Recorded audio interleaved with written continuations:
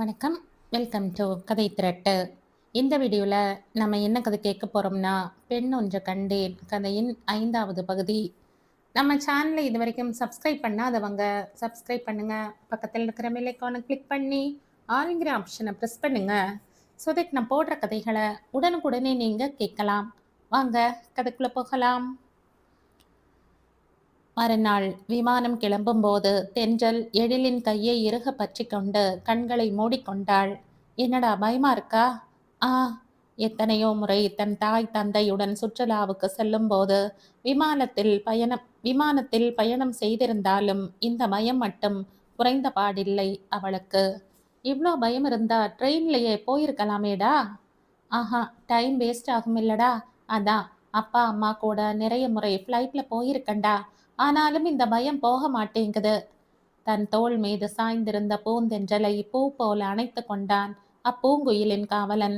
சில நிமிடங்கள் கழித்து, தேனுமா, ஏய் தேனுமா, இங்க பாரேன் என்று அவள் முகத்தை நிமிர்த்தினான்.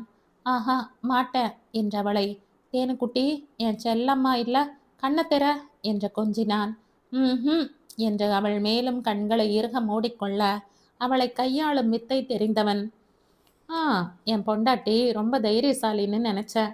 ஆனா இவ்ளோ பயந்தாங்கோழின்னு தெரியாம போச்சு என்றான் அவளை உசப்பேற்றும் வகையில். யாரு யாரு இந்த தென்றல் பயந்தாங்கோழியா? ஆ என்று சொல்லி தன் கண்களை அகல விரித்து ஜன்னலின் புறம் திரும்பியவள் நொடி பொழுதில் கடந்த மேகங்களை பார்த்து அதன் அழகில் சொக்கிப் போனாள். சிறிது நேரம் அவளை ரசிக்க விட்டவன் பயம் போயிடுச்சா? ஆ, எவ்வளோ அழகா இருக்குல்ல. ஆ, தேனுமா, எப்பவும் எந்த விஷயத்தை பார்த்தும் பயப்படக்கூடாது. அப்பப்பா, எனக்கேவா, லட்சுவுக்கு மேல போர் அடிக்கிறடா நீ என்று சொல்லிவிட்டு காற்றினில் தவழ்ந்து செல்லும் வெண் பஞ்சு பொதி மேகங்களுக்குள் தன்னை தொலைக்கலானாள் தென்றலானவள். இந்த பயணம் இனிதாக அமையுமா? 1000 கோடி நட்சத்திரங்கள் இருந்தாலும் ஒற்றை நிலவழகையே மனம் ரசிக்கிறது. 1000 கோடி அழகிகள் இருந்தாலும் என்னவளின் அழகையே மனம் விரும்புகிறது. சில மணி நேரங்களில் அவர்கள் டெல்லியை அடைந்து அதன் பின் அங்கிருந்து வேறொரு விமானம் மூலம் காஷ்மீரில் உள்ள குல்மார்க் எனும் சுற்றுலா தலத்தை அடைந்தனர். அப்பா, செமையா குளிருது என்ற தென்றல் தன் கைகளை கட்டிக்கொள்ள, என்ன குல்ஃபி நீ, உன் புருஷன் பக்கத்தில் இருக்கும்போது இந்த குளிருக்கெல்லாம் பயப்படலாமா? எங்க வந்து மாமனை கட்டி பிடிச்சுக்கோ என்று அவள் அருகில் சென்று நிற்க, நடக்காதுடி, நடக்காது, ஓ எண்ணம் எதுவும் நடக்காது என்றாள் தென்றல் அவனை முறைத்து. போடி குல்ஃபி, இல்லனா கசாட்டா என்று அவன் விளையாட்டாக சொல்ல, அடிங்க மாகான செத்திடுவ நீ என்று அவன் மீசையை பிடித்து பலமாக இழுக்க, ஐயோ வலிக்குதுடி குண்டு குல்ஃபி என்று அவன் அலறினான். என்ன என்ன குண்டு குல்ஃபியா? நானா நானா என்று அவள் எகிற, அதுக்கேண்டி சந்திரமுகி அவதாரம் எல்லாம் எடுக்கிற? நீதான் நீதான் நீயேதான் என்றவன் அத்தோடு விட்டிருக்கலாம். ஆனால் மேலும் தொடர்ந்து, அப்புறம் பூரி, மிளகா பஜ்ஜி, பிரியாணி, முந்திரி பக்கோடா, குல்ஃபின்னு சாப்பிட்ற எல்லா ஃபுட் ஐட்டமும் கொழுப்பு நிறைந்ததாகவே இருந்ததால் வெயிட் போடாமல் என்ன பண்ணுமாம் என்று சொல்லி நங் நங் என்று தலையில் 4 கொட்டுகளை வாங்கி கொண்ட பின் தான் வாயை மூடினான்.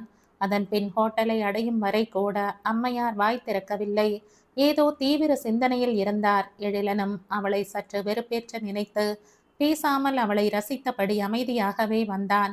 இருவரும் தங்களுக்கென்று புக் செய்யப்பட்ட அறைக்குள் வந்த பின்னும் தென்றல் அமைதியாக சென்று அங்கிருந்த திவானில் அமர்ந்து கொள்ள, என்ன மேடம், மௌன விரதம் இருக்க போறீங்களோ என்றான் எழிலே முதலில் பேச்சை ஆரம்பித்து. செல்லி, நிஜமாவே நான் வெயிட் போட்டுட்டேனாடா என்ற கவலையாக கேட்க, எழிலன் வந்த சிரிப்பை மறைத்து கொண்டு, அடிப்பாவி, இதுக்குத்தான் இவ்வளோ யோசனையா என்று தனக்குத்தானே சொல்லி கொண்டு மேலும் அவளை வெறுப்பேற்றும் வகையில் கொஞ்சம் என்றான். ஐயோ, நான் தான் தினமும் யோகா ஜாக்கிங் எல்லாம் பண்றேனே, அப்புறம் எப்படி என்று சொன்னவள், செல்லி, நான் குண்டாகிட்டா அழகா இருக்க மாட்டேன்ல, என்னை வெறுத்துடுவியா என்று குழந்தை போல் கேட்க, அதற்கு மேலும் தன் மனதிற்கினியவளை அவன் வெறுப்பேற்றுவானா என்ன? சீ லூசு, என்ன பேச்சு பேசுற நீ? செஞ்சுரியை தாண்டினாலும் நீ தாண்டி என் அழகு தேவதை. உன்னோட இந்த குழந்தைத்தனமான முகம் இருக்கே, இந்த அழகுக்கு எந்த அழகுமே ஈடாகாது. என் காலம் முழுக்க உன்னை ரசிச்சுக்கிட்டே தாண்டி இருப்ப என் பிரியாணி என்றான் அவள் கன்னத்தை கிள்ளி. என் செல்ல எலிக்குட்டி என்று அவள் அவனை கட்டி பிடித்து கொஞ்ச, ஏண்டி, என் அப்பா அம்மா எவ்வளோ அழகா எனக்கு எழில்னு பெயர் வச்சிருக்காங்க, எலின்னு கூப்பிட்டு அசிங்கப்படுத்துறியேடி என்றான் பாவமாக. அப்படித்தான்ல கூப்பிடுவேன், என்னல பண்ணுவ என்றவளை அவள் பாணியிலேயே. இந்தாரி, எலி எப்ப வேணாலும் புலியா மாறும், சாக்கிறத என்றான் சீரியஸாக முகத்தை வைத்து கொண்டு. சிரிப்பு சிரிப்பா வருது என்ற தன் வாய் மேல் கை வைத்து சிரித்தவள் தன் பேக்கில் இருந்த டவலை எடுத்துக்கொண்டு குளியலறை நோக்கி சென்றாள். பாதி தூரம் சென்றவள் திரும்பி, ஏ எலி, போய் உன் ரூமுக்கு போய் ஃப்ரெஷ் ஆகிட்டு லஞ்ச் ஆர்டர் பண்ணு, எனக்கு பசிக்குதில்ல என்று அவனை மிரட்ட, அடிங்க உன்ன என்று அவன் துரத்த, அவள் சட்டென குளியலறைக்குள் ஓடி சென்ற கதவை அடைத்து கொண்டு, போட டே எலி எலி எலி என்று உள்ளிருந்தபடியே கத்தினாள். எழில் சிரித்து கொண்டே தன் அறைக்கு சென்றான். சிறிது நேரம் கழித்து இருவரும் சாப்பிட்டு கொண்டிருந்த போது தென்றலின் மொபைல் ஒலிக்க தென்றல் அதை அட்டன் செய்து ஸ்பீக்கரை ஆன் செய்தாள். சொல்லு நரசு, சாப்பிட்டியா, மாத்திரை போட்டியா, உன் அன்பு மனைவி என்ன பண்றாங்க? நானே சாப்பிட்டு முடிச்சுட்டு மறுபடியும் கால் பண்ணலாம்னு இருந்தேன் என்று அவள் தொணக்க, போதும்மா, அவங்களையும் கொஞ்சம் பேச விடு என்றான் எழில். எனக்கு தெரியுங்க சார், நீங்க பேசாம சாப்பிடுங்க என்று எழிலனுக்கு ஆர்டர் போட்டுவிட்டு, சொல்லு நரசு என்றாள். நான் சாப்பிட்டேன்டா, ஆனா அம்மா தான் சரியா சாப்பிடல, புலம்பிக்கிட்டே இருக்கா என்றவர் தொடர்ந்து, எழில் கூட இருக்காராமா என்றார். ஆமாம்ப்பா, இப்பதான் சாப்பிட்டுக்கிட்டு இருக்கோம் என்றவள் தன் தாயிடம். லட்சு, என்ன லட்சு, ஏன் இப்படி பண்ற நீ? ஏன் சரியா சாப்பிடல? உன் பொண்ணு என்ன ஒரு வயசு குழந்தையா? தனியா அனுப்பிட்டோமேன்னு ஃபீல் பண்ணிக்கிட்டு இருக்க? போய் ஒழுங்கா சாப்பிடு. நரசோ, நீ போய் சாப்பாடு போட்டு எடுத்துட்டு வந்து லட்சிக்கிட்ட கொடு. சாப்பிட இல்லைன்னா நீயே ஊட்டி விடு. கமான், கோ கோ என்ற தாய்க்கும் தந்தைக்குமே தாயாய் மாறி ஆணையிட்டவளை வியப்புடன் பார்த்திருந்தான் எழில். தங்கம்மா, நீ சாப்பிட்டியா? பத்திரமா இருந்துக்கோ, தனியா வெளியில எங்கேயும் போகாத என்றார் அக்கறை கொண்ட தாயாக. மா என்ற தென்றல் இழுக்க, உனக்கு எத்தனை வயசானாலும் எனக்கு நீ என் கருவில் உருவானப்போ இருந்தே அதே அக்கறையும் உன்னை பாதுகாப்பாக என் சிறகுக்குள்ளேயே பொத்தி வச்சு வளர்க்கணுங்கிற தவிப்பும் இருந்துகிட்டே தாண்டி இருக்கும். இதெல்லாம் உனக்கு இப்ப சொன்னா புரியாது. உனக்கு இன்னும் கல்யாணமாகி ஒரு குழந்தை வரும்போதுதான் அந்த உணர்வை புரிஞ்சுக்க முடியும் என்றார் கண் கலங்க. லட்ச பேபி, அழக்கூடாது, உன் பொண்ணுக்கு ஒன்றும் ஆகாது, அதான் தி கிரேட் எலி பாடி கார்டா வந்திருக்காரு என்று எழிலை வம்புக்கு இழுத்தாள். ஆன்ட்டி, உங்க பொண்ணை யாரும் பார்த்துக்க வேண்டியதில்லை, அவகிட்ட தான் மற்றவங்க பத்திரமா இருக்கணும் என்று எழிலும் பதிலடி கொடுக்க, அது என்னமோ கரெக்டாம்பா என்றார் நரசிம்மன். நரசோ, சைக்கிள் கேப்ல ட்ரெயின் ஓட்டுற பாத்தியா என்ற தந்தையை கடித்தாள் தென்றல். எழில், அவளை பத்திரமா பார்த்துக்கோப்பா, ரொம்ப துடுக்குத்தனமா பொண்ணு, ஏதாவது பேசினாலும் தப்பா எடுத்துக்காதப்பா என்றார் லக்ஷ்மி எழிலனிடம். கவலைப்படாதீங்க ஆன்ட்டி, நான் இருக்கிற வரைக்கும் உங்க பொண்ணுக்கு எதுவும் ஆகாது என்றவன், என் தேனுமாதான் ஆன்ட்டி என் உயிர், அவளை என்னை விட பத்திரமா யாரு பார்த்துப்பா என்றான் மனதுள். சரிம்மா, நீங்க சாப்பிட்டுட்டு ஓய்விடுங்க, 4 மணிக்கு ப்ரெசன்டேஷன் இருக்குன்னு சொன்னல என்றார் நரசு. பா, சரி லட்சுவை சாப்பிடவை, சண்டே அதுவும் வீட்டில் இல்லாம உங்களை ரொம்ப மிஸ் பண்ற நரசு என்று வருந்தினாள் தென்றல். நாங்களும் தாண்டா என்றார் நரசுவம். லட்சு, ஒழுங்கா சாப்பிடு, நான் மறுபடியும் கொஞ்ச நேரத்துல கால் பண்ணுவேன், அதுக்குள்ள நீ சாப்பிட்டு முடிச்சிருக்கணும். பை நரசு, பை லட்சு என்ற போனை அணைத்தாள். செம ஜோடி இல்லடி நம்ம பேரண்ட்ஸ் என்றான். ஆனா அவங்கள விட சூப்பர் ஜோடி இருக்காங்களே என்றாள். யாரு என்றான் ஒன்றும் புரியாதவன் போல. மங்குனி மண்டையா, நாம தாண்டா என்றாள் அவன் தலையில் ஒரு கொட்டு வைத்து. அப்படியா என்றான் ஆச்சரியமாக. வேண்டாம், மரியாதையா சாப்பிட்டு இடத்த காலி பண்ணு என்று அவள் மிரட்ட, நான் ஏன் போகணும் என்று அவன் அவள் அருகே வந்து நெருங்கி உட்கார்ந்து கொண்டான். எருமை, தள்ளி போடா என்று அவள் எகிற, முடியாதடி, என்ன பண்ணுவ என்று அவன் கேட்க, அருகில் இருந்த தண்ணீரை எடுத்து அவன் மேல் அபிஷேகம் செய்தாள். ராதகி, புருஷனை இப்படி கொடுமைப்படுத்துறாளே, இந்த அநியாயத்தை தட்டி கேட்க ஆளே இல்லையா என்று அவன் ஓடி சென்று ரூம் வாயிலில் நின்று கொண்டு கத்த, அவள் அவன் வாயை பொத்தி, உஷ், கத்தின குத்திடுவேன் என்றாள் பழைய பாணியில். குத்தின கடிச்சிடுவேன் என்று அவன் அவள் விரலை கடிக்க, அம்மா என்று அலறினாள் தென்றல். ஐயோ, சாரிடா தங்கம்மா, ரொம்ப வலிக்குதாடா, சும்மா விளையாட்டுக்கு லைட்டா தாண்டா கடிச்ச, சாரிடாமா என்று அவன் பதறிப்போய் அவள் விரல்களை நீவி விட அவள் நறுக்கென்று அவன் கன்னத்தை கடித்து விட்டு அறைக்கு வெளியே ஓடினாள். இப்போது அலறுவது அவன் முறையாயிற்று. மாலை 5 மணி அளவில் பிரசன்டேஷனை முடித்து கொண்டு ஹோட்டலுக்கு திரும்புகையில் எழிலும் தென்றலும் பனியில் குளித்து கொண்டிருந்த குல்மார்க்கின் அழகு கொஞ்சம் வீடுகளையும் மலைகளையும் மரங்களையும் கடைகளையும் ரசித்தபடி காரில் பயணித்து கொண்டிருந்தனர். செல்லி என்று அவள் கொஞ்சம் குரலில் அழைக்கவும், என்னடா? ஆ, என் செல்ல செல்லி இல்ல? என்ன, ஏதோ பிளான் போட்டுட்டீங்க போல? ஆ செல்லி என்று அவள் இழுக்க, போதும்டி கொஞ்சினது சொல்லு. செல்லி, இதோ அங்க பாரு, ஒரு மலை தெரியுதுல்ல, ரொம்ப அழகா இருக்குல்ல? ஆமா, இயற்கையே அழகுதான், அங்க போகணும். என்னது, விளையாடுறியா, அதுவும் இந்த நேரத்துல? ஆ போ, நீ பேடு செல்லி. பரவாயில்ல, நான் பேட் செல்லியாவே இருந்துட்டு போறேன் என்று அவன் திரும்பிக் கொள்ள அவள் உர்ரென்று முகத்தை வைத்து கொண்டு நகர்ந்து உட்கார்ந்து கொண்டாள்.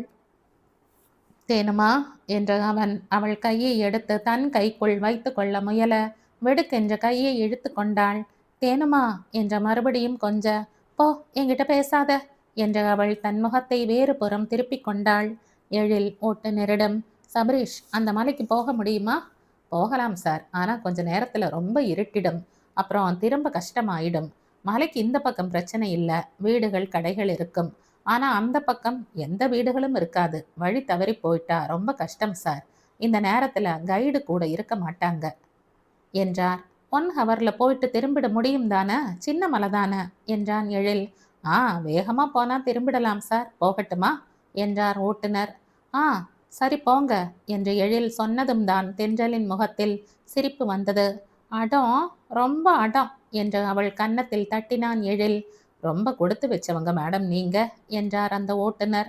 ஆ, ரொம்ப ரொம்ப என்று சொல்லி தன் கணவனின் கை பிடித்து அவன் தோளில் சாய்ந்து கொண்டாள் தென்றல்.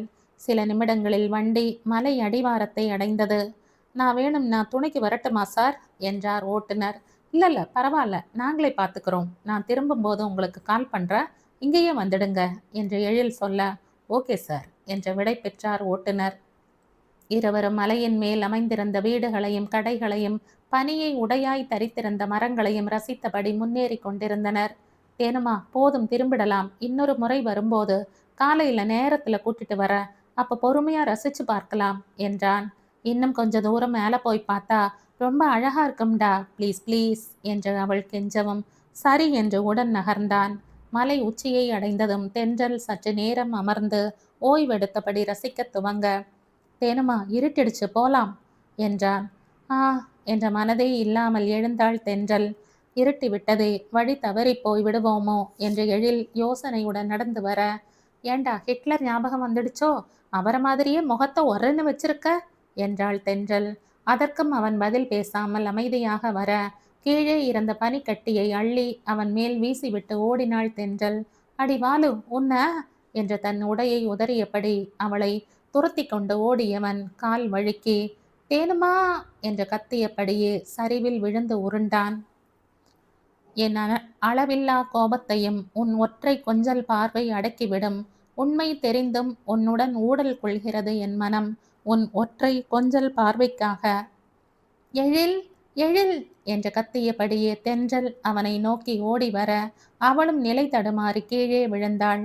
பஞ்சு போன்ற வெண்பனி மலையில் படர்ந்திருந்ததாலும் உருண்டு விழுந்த பாதையில் மரங்கள் இல்லாததினாலும் பெரிய காயம் எதுவுமின்றி உயிர் தப்பினர். விழுந்த வேகத்தில் உருண்டபடியே இருவரும் மலை அடிவாரத்தை அடைந்து விட்டிருந்தனர். ஆனால் என்ன, மலையின் மறுபுறத்தில் இருந்த அடிவாரத்தை கீழே விழுந்த இருவரும் மூச்சு வாங்க ஒருவரை ஒருவர் பார்க்க தென்றல் வெளிரிய முகத்துடன் தன் காதை பிடித்து அவனிடம் மன்னிப்பு கோரினாள். அவளின் அச்செயலை பார்த்ததும் எழிலுக்கு சிரிப்பு வந்துவிட்டது. எழில் சிரிக்கவும் தேனுவையும் அச்சிரிப்பு தொற்றிக் கொண்டது. சில நிமிடங்களில் எழில் சிரிப்பதை நிறுத்திவிட தேனு மேலும் சிரித்தபடி இருக்க எழில் அவளை முறைத்தான். தென்றல் அவன் முறைப்பதை பார்த்ததும் சட்டென சிரிப்பதை நிறுத்தி எல்கேஜி படிக்கும் குழந்தை போல் கை கட்டி வாய்மேல் விரல் வைத்து கண்களை உருட்டி சாரி என்றாள் கெஞ்சும் வாணியில். சாரி வேணாம், பூரியும் வேணாம் என்றான் கோபத்துடன். எழில் சிரிக்கவும் தேனுவையும் அச்சிரிப்பு தொற்றிக் கொண்டது. சில நிமிடங்களில் எழில் சிரிப்பதை நிறுத்திவிட தேனு மேலும் சிரித்தபடி இருக்க எழில் அவளை முறைத்தான். தென்றல் அவன் முறைப்பதை பார்த்ததும் சட்டென சிரிப்பதை நிறுத்தி எல்கேஜி படிக்கும் குழந்தை போல கை கட்டி வாய்மேல் விரல் வைத்து கண்களை உருட்டி சாரி என்றாள் கெஞ்சும் பாணியில். உன் சாரியும் வேணாம் பூரியும் வேணாம் என்றான் கோபத்துடன். ஐ பூரி, எனக்கு பூரி சாப்பிடணும் போல இருக்கு என்றாள் சிறு பிள்ளையாய். உங்க ஆயா இங்கதான் பூரி சுட்டு விற்கிறாங்க, போய் கொட்டிக்கோ என்றான் அருகில் இருந்த மரத்தடியை காட்டி. போடா என்று செணுங்கினாள். இப்போ என்ன பண்ணலாம் என்ற எழிலன் அவன் கன்னத்தில் விரல் வைத்து யோசிக்க, அதேபோல் தென்றலும் பாவனை செய்ய எழில் அவளை முறைக்க அவள் வேறு புறம் திருப்பிக் கொண்டாள். ஐடியா என்றவன் தன் கோட் பாக்கெட்டில் இருந்த போனை எடுத்தான். நல்ல வேளை மொபைல் பவுச் போட்டிருந்ததுனால போன் தப்பிச்சது என்றபடியே அவன் டேட்டா கனெக்ஷனை ஆன் செய்ய அது பேட்டரி லோ என்று மின்னி அணைந்தது. ஆன்லைனுக்கு போய் கூகுள் மேப்லையாவது ரூட் பார்த்து போகலாம்னு நினைச்சா நேரத்துக்கு எல்லாம் சதி பண்ணுது என்று சலித்து கொண்டவன் சட்டென்று ஏதோ யோசனை வந்தவனாக, சரி மொபைலை எடு என்றான். அவள் தான் குளிருக்காக அணிந்திருந்த உள்ளன் ஷூட்டின் பாக்கெட்டில் துழாவ போன் கைக்கு கிடைக்கவில்லை. எப்படி கிடைக்கும்? அதான் மேடம் அவங்க அம்மா அப்பா கிட்ட பேசின பிறகு போனை கார்லேயே மறந்து வைத்து விட்டார்களே. சாரி, போனை கார்லேயே வச்சிட்டேன் போல என்று அவள் சொல்லவும், ஐயோ போச்சு அறிவே இல்லடி உனக்கு என்று தலையில் அடித்து கொண்டு அவளை திட்ட அவள் மிரண்டு போய், சாரி தெரியாம என்ற அழுகையின் ஊடே கெஞ்ச அவன் அவளை அருகே இழுத்து அணைத்து, சும்மா அழாதேடி, எனக்கு தான் கஷ்டமா இருக்கு, எனக்கு ஏதாவதுன்னா பரவாயில்ல, ஆனா நீ இப்போ இந்த இருட்டுல பனியில எப்படி இருப்ப, உனக்கு ஏதாவது உடம்புக்கு வந்துட்டா என்ற கவலையும் அக்கறையுமாய் அவளை தேற்றினான். அவன் சொல்வதும் சரிதான். சாதாரண ஜலதோஷம் பிடித்தாலே அம்மையார் செல்லி மூக்கெல்லாம் எரியுது, ஒரே தும்மலா வருது, தலை கூட வலிக்குது, ஜுரம் அடிக்குதா பாரு என்று அவனை படாத பாடு படுத்தி எடுத்து விடுவாள். இப்போது ஜுரமே வந்து விட்டால் அவன் பாடு தெண்டாட்டம்தான். அவன் கவலை அவனுக்கு. நம்ம கதையை கண்டினியூ பண்ணுவோம் வாங்க. சிறிது நேரம் கழித்து அவள் சமாதானமானதும், சரி வாடா, பக்கத்துல ஏதாவது வீடு இருக்கான்னு தேடி பார்க்கலாம், கண்ணுக்கு எட்டின தூரம் வரைக்கும் ரோடு கூட தெரியல என்றபடியே அவள் கையை பிடித்து தூக்கி விட்டான். என்று எழுந்தவள் அவன் கையை பிடித்தபடியே நடக்க துவங்கினாள். பனி படர்ந்திருந்த அந்த இடத்தில் நெடுந்தூரம் நடந்த பின்னும் ஆள் நடமாட்டம் தெரியவில்லை. எந்த வீடும் தென்படவும் இல்லை. தேனுமா, உனக்கு கொஞ்சம் கூட பயமா இல்லையாடி? ஏன் பயப்படணும், என்ன பார்த்துக்கத்தான் நீ இருக்கையே என்று சொன்னவளை தன் நெஞ்சோடு அணைத்து கொண்டு பயணத்தை தொடர்ந்தான். ஒரு கட்டத்தில் தென்றல் நடக்க முடியாமல் சோர்ந்து போக எழில் அவளை உட்கார செய்து அவள் கால்களை பிடித்து விட, என்னடா பண்ற, வேண்டாம் என்று தன் கால்களை வேகமாக பின் இழுத்து கொண்டாள். எழில், என் பொண்டாட்டி காலை நான் பிடிச்சு விடக்கூடாதா? என்ன ஓஹோ என்ற மறுபடியும் அவள் பாதங்களை பிடித்து விட, விடுறா செல்லி, வாய மூடு என்று அவளை அடக்கிவிட்டு தன் பணியை தொடர்ந்தவனின் அன்பில் கரைந்துருகி போனாள் அவனின் உயிர் காதலி. போதும்டா செல்லி, விடு, இப்ப வலிக்கல, வா போகலாம் என்று அவள் சொன்னதும் என்று எழுந்தவன் அவளை அப்படியே தூக்கி பூ மாலையைப் போல் கைகளில் ஏந்தி கொண்டு நடக்க துவங்கினான். செல்லி, வேண்டாம்டா, நானே நடப்பேன், எனக்கு கால் வலிக்கல, பேசாம வா என்றவனின் கண்களில் கசிந்த காதலை கண்டு கண்ணி அவள் கரைந்து போனாள். அங்கு நரசிம்மனும் லட்சுமியும் இரவு 9 மணி அளவில் தென்றலுக்கு போன் செய்தனர். பல முறை ரிங் போயும் அவள் போனை எடுக்காததால் மிகவும் கவலைக்குள்ளாயினர். என்னங்க, நான் அப்பவே சொன்னேன், குழந்தைக்கு என்னாச்சோ தெரியலையே, போனை எடுக்க மாட்டேங்கிறாளே, அந்த தம்பி நம்பரையாவது வாங்கி வச்சிருந்திருக்கலாம், ஆபீஸ்க்கு போன் பண்ணாலும் இந்நேரத்துக்கு யாரும் எடுக்க மாட்டாங்க என்று பரிதவித்து போனார் லட்சுமி. பதறாதம்மா, அவளுக்கு ஒன்றும் ஆகி இருக்காது, தூங்கியிருப்பாளோ என்னவோ, அவளே கால் பண்ணுவா பாரு என்று வெளியே மனைவியை சமாதானப்படுத்தினாலும் உள்ளுக்குள் அவரும் சற்று கலங்கித்தான் போனார்.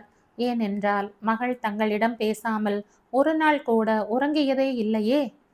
இங்கு குல்மார்க்கின் மலையடிவாரத்தில் நெடுந்தூரம் நடந்து களைத்து போயிருந்தவர்களின் கண்களுக்கு ஒளியாய் தெரிந்தது.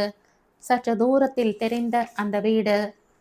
தேனுமா, அங்க ஒரு வீடு தெரியுது பாரு, அங்க போனா யாராவது இருப்பாங்க என்று எழில் சந்தோஷமாக கூச்சலிட அவளையும் உற்சாகம் தொற்றிக் கொண்டது. அப்பா நன்றி முருகா என்றவள் எழிலனிடம், இறக்கி விடுறா, நானே நடந்து வர என்றாள் உற்சாகத்துடன். தூக்கிட்டு நடந்து வந்தது நான். நன்றி முருகனுக்கா என்றவன் அப்போதும் அவளை இறக்கி விடவில்லை.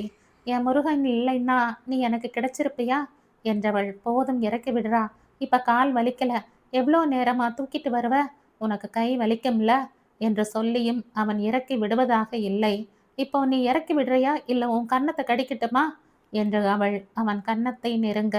அடி ராட்சசி, உனக்கு வேணும்னா நான் நாளைக்கு ஊருக்கு போனதும் 1 கிலோ பெப்பர் சிக்கன் வாங்கி தரேன், என் ஆளை விடுறி என்று போலி பயத்துடன் அவளை இறக்கி விட்டான். அவர்கள் அந்த வீட்டை நெருங்கியும் அங்கிருந்து வெளிச்சம் ஏதும் தென்படாததால், செல்லி, அந்த வீட்டுல யாருமே இல்ல போல, ஒரே இருட்டா இருக்கு. போய் பார்ப்போம்.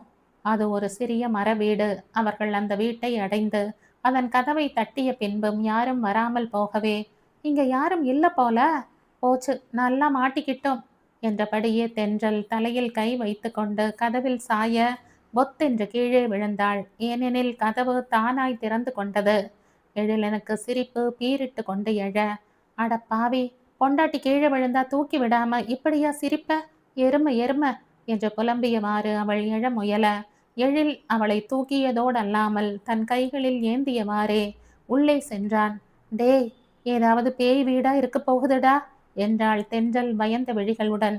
ஆமா, பேய் வந்து இங்க வீடு கட்டி கிரகப்பிரவேசம் பண்ணி குடித்தனம் நடத்துது, போடி இவள என்று அவளை கேலி செய்தவாறே உள்ளே சென்று அவளை இறக்கி விட்டான். அதன் பின் அணைத்து வைத்திருந்த தன் கைபேசியை எடுத்து ஆஃப் பண்ணி வச்சதுல கொஞ்சம் பேட்டரி கெயின் ஆகி இருக்கான்னு பார்க்கலாம் என்றவாறே அதை உயர்ப்பித்தான். என்று அவளும் ஆர்வத்துடன் தலையாட்டினாள். உயிர் பெற்ற கைபேசியை இருவரும் ஆர்வமுடன் பார்க்க அதில் சார்ஜ் 1 பாயிண்ட் இருந்தது. ஆனால் நெட்வொர்க் சுத்தமாக இல்லை. சூப்பர் என்று எழில் சொன்ன விதத்தில் தென்றல் சிரிக்க, சிரிடி மகளே சிரி, நாளைக்கு ஜுரம் கோல்டு தலைவலின்னு ஏதாவது அனுத்துனியோ அப்படியே கொன்னுடுவன் கொன்னு என்றவாறே எழில் டார்ச்சை ஆன் செய்தான். அது ஒற்றை அறை மட்டுமே கொண்ட ஒரு சிறிய மரவீடு. அங்கு ஒரு சிறிய மணல் அடுப்பும் சிறிது விறகுகளும் இருந்தன. எழில் அதை ஏதோ மாளிகையைப் போல சுற்றி சுற்றி பார்வையிட, தென்றல் அவனை லூசு என்று எண்ணியவாறே பார்வையிட்டு கொண்டிருந்தாள். கிடைச்சிடுச்சு என்ற எழில் துள்ளி குதித்து ஓடிப்போய் வீட்டின் ஒரு மூலையில் இருந்த ஒரு சிறிய பாத்திரத்தை எடுத்து வந்தான்.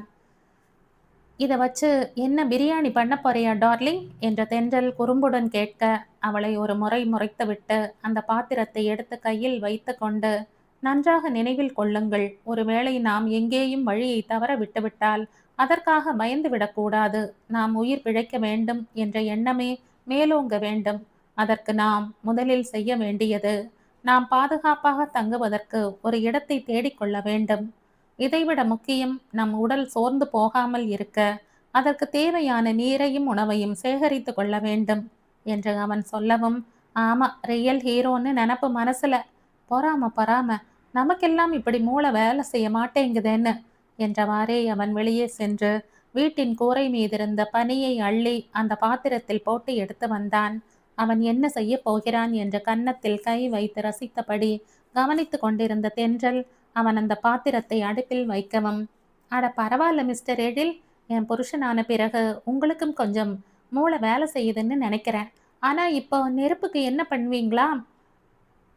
டண்டடைன் என்ற எழில் தன் பேண்ட் பாக்கெட்டில் இருந்து சிகரெட் லைட்டரை எடுக்க, அடப்பாவி என்று அவள் வாய் பிளக்க, அம்மா தாயே, அவசரப்பட்டு காளி தேவி அவதாரம் எல்லாம் எடுத்துறாதம்மா, பாவம் பச்சை புள்ள, ஏற்கனவே அத்துவான காட்டுல தனியா ஒரு மோகினி பிசாசுகிட்ட மாட்டிக்கிட்டு கஷ்டப்படுறேன் என்று சொல்லி அவள் கையால் 4 அடிகளை வாங்கி கொண்டான்.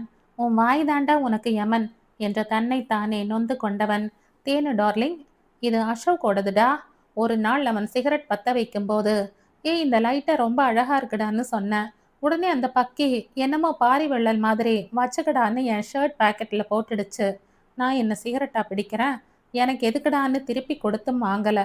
என் ஞாபகமாக வச்சுக்கோடான்னு ஏதோ நினைவு பரிசு ரேஞ்சில் சொல்லிச்சா, அதான் எப்பவும் கூடவே வச்சிருப்பேன் என்று ஒரு நீண்ட ஃப்ளாஷ்பேக்கை சொல்லி முடித்தான். அப்பப்பா, என்ன ஒரு ஒளிவிடும் நட்பு என்றாள் நம் தென்றலரசி. ஈரப்பதத்துடன் இருந்த விறகாதலால் நீண்ட நேரம் கழித்தே நெருப்பு பற்றி கொண்டது. அதன் பின் பனிக்கட்டி நிறைந்த அப்பாத்திரத்தை அடுப்பில் வைத்து உருக்கி கொதிக்க வைத்து சற்று ஆற வைத்து அவளுக்கு குடிக்க கொடுத்தான். தேங்க்யூ புருஷா என்று அதை வாங்கி கொண்டவள், புருஷனா நீ அக்கறையோட பொண்டாட்டிக்கு தண்ணீர் தயாரிச்சு கொடுத்துட்ட. ஒரு நல்ல மனைவியா நான் என் புருஷன் பசியார ஏதாவது தர வேண்டாமா? ஆ தேனுமா என்ற அசடு வழிய அவன் அவளை நெருங்க, ஏய் கொன்னு ராஸ்கல் என்று மிரட்டிவிட்டு தான் அணிந்திருந்த சூட்டில் இருந்து ஒரு பிஸ்கட் பாக்கெட்டையும் ஒரு சாக்லேட்டையும் எடுத்தாள். தென்றலின் நொறுக்கு தீனி பழக்கம் இப்போது அவர்கள் பசியார உதவியது. எப்படிரி வாங்கின? மலை ஏறுறதுக்கு முன்னாடி கடையில வாட்டர் பாட்டில் மட்டும் தானா வாங்கின என்றான் ஆச்சரியமாக. நீ டிரைவர் கிட்ட பேசிட்டு இருக்கும்போது வாட்டர் பாட்டில் வாங்குற சாக்கில் இதையும் சேர்த்து வாங்கிட்டேன். மலை உச்சியில உட்காந்து இயற்கையை ரசிச்சுக்கிட்டே சாப்பிடலாம்னு நினைச்சேன். ஆனா எங்க, நீ தான் கிளம்பின்னு படுத்து எடுத்துட்டியே, அதான் சாப்பிட மறந்துட்டேன். போடி திணி பண்டாரம். வேணாம்னா போ, நானே சாப்பிட்டுக்கிறேன். ஏய் குட்ரி, விட்டா நீயே முக்கிடுவியே. சாப்பிட்டு முடித்த பின் இருவரும் அவளின் துப்பட்டாவை கீழே விரித்து படுத்து கொண்டனர். செல்லி, அம்மா அப்பா ஃபோன் பண்ணியிருப்பாங்கடா. நான் எடுக்காததும் ரொம்ப பயந்து போயிருப்பாங்க. ஆமாம்டி, இரு மொபைலில் நெட்வொர்க் இருக்கான்னு பார்க்குறேன். ஆஹா இல்லை என்றதும் தென்றலின் முகம் வாடி போக, என்னடா விடிந்ததும் எப்படியாவது வழி தேடி கண்டுபிடிச்சு போயிடலாம், கவலைப்படாதம்மா என்றான். நான் முட்டாள்ரா, நிஜமாவே எனக்கு கொஞ்சம் கூட அறிவே இல்லை. என்னால தான் இப்படி ஆச்சு என்றாள் வருத்தமாக. சி லூசு, என் தேனுமா ரொம்ப அறிவாளிதான்.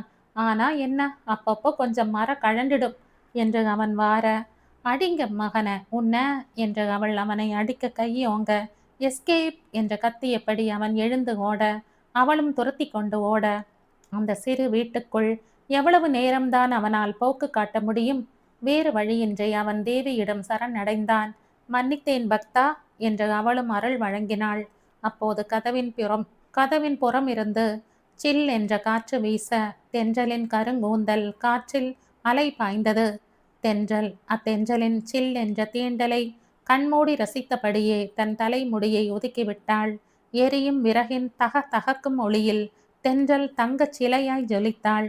அதிலும் அவள் கண்மூடி நின்றிருந்த அந்த அழகு நிலை எழிலனை தடுமாற செய்தது.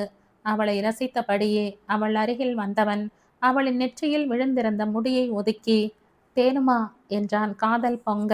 கண் திறந்த பெண் அவள். அவனின் பார்வை கண்டு நாணி தலை குனிந்தாள். எழில் அவளை மேலும் நெருங்கி அவள் இடையை வளைத்து அணைத்து அவள் இதழ்களில் முத்தெடுக்க, எழில் வேண்டாம் என்று அவள் விலக முற்பட, தேனுமா என்று காதல் கொண்ட கணவன் காமத்தில் கரைந்து தன் நிலை மறந்து கட்டியவளை கலந்துவிட துடித்தான். செல்லி செல்லி ப்ளீஸ் வேண்டாம், இப்ப வேண்டாம் ப்ளீஸ் என்று தன்னை விடுவித்துக் கொள்ள முயன்றாள் அப்போந்தென்றல். ஆனால் அவளின் மன்னவனோ அவளின் வார்த்தைகளை உணரும் நிலையை கடந்து தேனுமா என்ற தாபத்தீயில் கரைந்து உருகி கொண்டிருந்தான். அவனின் கைகள் அவளின் அனிச்சம் போன்ற மேனியில் கோலமிடத் துவங்கி இருந்தன. ஒரு கட்டத்துக்கு மேல் மணாளனின் தீண்டலில் மங்கையின் தேகமும் நிகழத் துவங்க, செய்வதறியாது தடுமாறிய அப்பேதையும் தன்னிலை இழக்கத் துவங்கினாள். உலகை மறந்து, உறவுகளை மறந்து, விளைவுகளையும் மறந்து அன்பு கொண்ட நெஞ்சங்கள் இரண்டும் மனதால் மட்டுமல்ல உடலாலும் சங்கமிக்க துவங்கின. இன்பத்தில் மூழ்கி திளைத்த இரு நெஞ்சங்களும் வெகுநேரம் கழித்தே தன்னிலைக்கு மீண்டது. காமக்கடலில் தத்தளித்த சோர்வில் மங்கை அவள் சற்றே மயங்கித் துவள, அவளின் மறுபாதியானவன் அவளை தன் மடியில் ஏந்தி தாலாட்டும் தாயாய் மாறினான். பச்சிளங்குழந்தை போல் தன் மடியில் துயில் கொண்டிருக்கும் மனையாளின் அழகை கண் கொட்டாமல் ரசித்திருந்தவன் அவளின் தலையை மென்மையாக வருடி, என் மேல எவ்வளோ அன்பும் நம்பிக்கையும் இருந்தா உன்னையே எனக்கு கொடுத்திருப்ப. ஐ லவ் யூ டி தேனுமா. என் உயிர் இருக்கிற வரைக்கும் சின்ன கஷ்டம் கூட உன்னை நெருங்க விடாம நான் பார்த்துப்பேண்டி என்று அவள் இமைகளில் இதழ் பதித்தான் அந்த அன்பு கணவன். செல்லி தூங்க விடுடா என்று அவள் முனகியபடி அவனை கட்டிக்கொள்ள, அவள் கண் விழிக்கும் வரை அவளை தன் கண்ணுக்குள் நிரப்பியவாறே அமர்ந்திருந்தான் காதலன். விடியற் காலையில் உறக்கம் கலைந்து கண் விழித்த தென்றல் எழிலன் தன்னையே பார்த்தபடி இருப்பதைக் கண்டு நாணி தலை குனிய, கோபமாடா என்றான் அவள் முகத்தை தன் கையில் ஏந்தி. ஆனா என்னடா, என்னதான் நமக்கு கல்யாணமாக இருந்தாலும் அந்த உறவை நம்ம அம்மா அப்பா ஏத்துக்கிறதுக்கு முன்னால இப்படி நடந்துக்கிட்டதை நினைச்சா ரொம்ப வேதனையா இருக்குடா. என்னை மன்னிச்சிடு தேனுமா. நான் வேணும்னே அப்படி பண்ணல. அந்த சூழ்நிலையில தப்புதான், சாரிடா. தப்பு உன் மேல மட்டுமா இருக்கு? நானும் தான். அவன் அவள் கைகளை எடுத்து தன் நெஞ்சோடு வைத்து கொண்டு அவனின் அளவிலா அன்பை வார்த்தையின்றி உணர்த்தினான். நொடிகள் நிமிடங்களாய் நீடித்து மௌனங்களின் கரைய, தேனுமா, இன்னைக்கே நமக்கு கல்யாணமான விஷயத்தை வீட்டுல சொல்லிடலாம் என்றான். செல்லி, பயமா இருக்குடா என்றாள் தென்றல். ஏண்டா, இப்பதான் நமக்கு கல்யாணம் ஆகிடுச்சே, அப்புறம் நம்மளை யார் என்ன பண்ண முடியும் என்றான். செல்லி, ஒருவேளை அவங்க நம்ம கல்யாணத்தை ஏத்துக்கலைன்னா? அவங்க ஏத்துக்கிட்டாலும் இல்லைனாலும் நீதாண்டி என் பொண்டாட்டி. அவங்க ஏத்துக்கிட்டா ரொம்ப சந்தோஷம், இல்லைன்னா நான் அன்னைக்கு சொன்னதுதான், 2 பேரும் தனி குடித்தனம் போயிடலாம் என்றான் உறுதியாக. நீ பேசுறது கொஞ்சம் கூட சரியில்லை செல்லி. இந்த உலகத்திலேயே நமக்காக நம்ம சந்தோஷத்தை மட்டுமே எதிர்பார்த்து வாடுற ஜீவன்களா அது நம்மளை பெத்தவங்களாத்தான் இருக்கும்.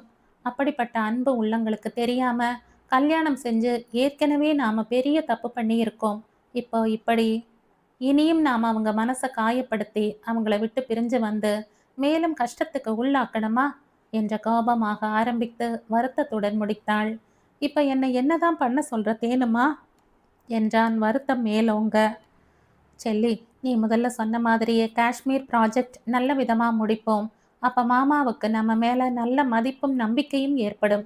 அப்புறம் நீ மாமா கிட்ட நம்ம விஷயத்த சொல்லு. மாமாவும் அத்தையும் நம்மளை ஏத்துக்கிட்டா நிச்சயமா எங்க வீட்லயும் ஏத்துக்குவாங்க என்றாள். ஆனா இந்த ப்ராஜெக்ட் முடிய இன்னும் சில மாசம் ஆகுமே, அதனால் என்னடா? ஆ, இத்தனை நாள் ஓகே, ஆனா இனிமே என்னால அவ்வளோ நாள் எல்லாம் பிரிஞ்சிருக்க முடியாது என்று அவன் நேற்று இரவு நடந்ததை மனதில் வைத்து சொல்லவும், சி போடா என்றாள் வெட்கத்துடன். அம்மோ, நிஜமாவே என்னால இனிமே அவ்வளோ நாள் எல்லாம் உன்னை விட்டு பிரிஞ்சு இருக்க முடியாதடி என்றான் காதல் ததும்ப. செல்லி, ப்ளீஸ்டா, சொன்னா புரிஞ்சுக்கோ. எல்லாரும் நமக்கு வேணுமில்ல, ப்ளீஸ்டா பட்டு என்ற கெஞ்சியும் கொஞ்சியும் ஒரு வழியாய் அவனை சமாதானப்படுத்தினாள். எழில் கோரியது போல் அன்றே உண்மையை சொல்லியிருந்தாலாவது நன்றாக இருந்திருக்கும். ஆனால் விதி அவள் வார்த்தைகளையே அல்லவா வினையாய் மாற்றி விளையாட திட்டமிட்டிருந்தது. சரிடா செல்லி, வா கிளம்பலாம். நல்லா விடிஞ்சிருச்சு. இப்ப தேடினா வழி தெரியும். முதல்ல அம்மா அப்பா அத்தை மாமாவுக்கு ஃபோன் பண்ணி பேசணும். ரொம்ப பயந்து போயிருப்பாங்க என்றாள். ஆ, தேனுமா, நாம 2 பேர் மட்டும் தனியா இங்கேயே இருந்துடலாம் போல இருக்குடி என்று சொல்லி அவளை நெருங்கியவனை, கொன்னுடுவேன் ராஸ்கல், நேத்து பண்ண வேலையெல்லாம் பத்தாதா, எழுந்திருடா என்று அவனை மிரட்டி எழ வைத்தாள். ராட்சசி என்று புலம்பியபடியே எழுந்தான் எழில். ராட்சசிதான் என்று தன் துப்பட்டாவை எடுத்து உதறி முகத்தை துடைத்து கொண்டு வெளியேறியவளின் கைகளை எட்டி பிடித்து கொண்டு உடன் நடந்தான் எழில். சில மணி நேர நடை பயணத்திற்கு பின் தூரத்தில் ஒரு சாலை தெரிய இருவரும் அதை நோக்கி பயணித்தனர். வழியில் ஒரு நீர் தேக்கம் தென்பட அதில் தங்களை தூய்மைப்படுத்தி கொண்டு சாலைக்கு விரைந்தனர். சாலையை அடைந்த பின்னும் வாகனம் ஏதும் வராததால் தென்றல் சோர்ந்து போய் துவள எழில் அவளை தாங்கிக் கொண்டான். அப்போது தூரத்தில் ஒரு வாகனம் வருவது தெரிய எழில் அதை நோக்கி கை அசைத்து நிறுத்தினான். அது மதுரையில் இருந்து சுற்றுலாவிற்கு வந்திருந்த பயணிகள் அந்த பேருந்தில் இருந்தனர். எழில் கை அசைத்ததை பார்த்ததும் பேருந்தை நிறுத்தினார் ஓட்டுநர். எழில் பேருந்தில் ஏறி அங்கிருந்த பெரியவரிடம் விவரம் கோரி தங்களுக்கு உதவுமாறு வேண்டினான். அட, போய் உங்க மனைவியை அழைச்சுக்கிட்டு வாங்க தம்பி. சக மனிதர்களுக்கு இந்த உதவி கூட செய்யலைனா எப்படி என்றார் அந்த பெரியவர். எழில் தென்றலை அழைத்து வந்து பேருந்தில் அமர வைத்துவிட்டு தானும் அவள் அருகில் அமர்ந்து கொண்டான். தம்பி, ராத்திரியிலிருந்து பாதையை தவற விட்டு கஷ்டப்படுறீங்க, பசியோடு இருப்பீங்க, இந்தாங்க இந்த பழத்தையாவது சாப்பிடுங்க என்று அந்த பெரியவரின் மனைவி அவனிடம் ஒரு ஆப்பிளை கொடுத்தார். அம்மாடி, நீயும் எடுத்துக்கோ என்று தென்றலிடமும் ஒரு பழத்தை நீட்டினார். ரொம்ப நன்றிங்கம்மா என்று இருவரும் வாங்கி உண்ணத் துவங்கினர். அந்த பெண்மணி தென்றலின் தலை வருடி, உன் பெயர் என்னடா என்றார். தென்றல்மா, அவர் பேரு எழிலன் என்று அவனின் பெயரையும் சேர்த்து சொன்னாள். சிறிது நேரத்தில் தன் பேச்சினால் அருகில் இருந்த அனைவரையும் தென்றல் கவர்ந்துவிட பலரும் அவளுடன் சேர்ந்து நன்றாக அரட்டை அடிக்க ஆரம்பித்து விட்டனர். தென்றலும் எழில் என்ற ஒருவன் அங்கிருப்பதையே மறந்துவிட்டு அவர்களுடன் வளவளத்து கொண்டிருந்தாள். தென்றல் அந்த பெண்மணியின் மகன் சரணிடமும் மருமகள் பூரணியிடமும், அண்ணா அண்ணி டூருக்கு வந்துட்டு இப்படி போரிங்கா இருந்தா எப்படி, கமான் எழுந்துருங்க, ஒவ்வொருத்தரா எழுந்து ஒவ்வொரு பாட்டுக்கு டான்ஸ் ஆடுங்க என்று சொல்லிவிட்டு அர்ச்சனாவிடம் திரும்பி, ஏ அர்ச்சு, நீ பாட்ட போடுடி என்று சில நிமிடங்களுக்கு முன் தோழியானவளையும் ஏவினாள். ஆ, ஆமா ஆமாம், இவ்வளோ நேரம் ஒரே போரிங்கா இருந்தது, வாங்க எல்லாரும் டான்ஸ் ஆடலாம் என்று அங்கிருந்த இளவட்டங்களும் இளஞ்சோடிகளும் உற்சாகம் கொள்ள, முதலில் சிறுசுகளும் பின் இளவட்டங்களும் அதன் பின் தம்பதியரும் டான்ஸ் ஆட பயணம் உற்சாகத்துடன் கழிந்தது. சில தம்பதிகள் வெட்கப்பட்டு ஆட மறுக்க, இளசுகள் அன்பாக வற்புறுத்தி அவர்களை ஆட வைத்தனர். இதையெல்லாம் எழில் சிறு புன்னகையுடன் ரசித்தபடி அமர்ந்திருந்தான். இந்த கதையின் தொடர்ச்சியை அடுத்த பதிவில் கேட்கலாம். நன்றி.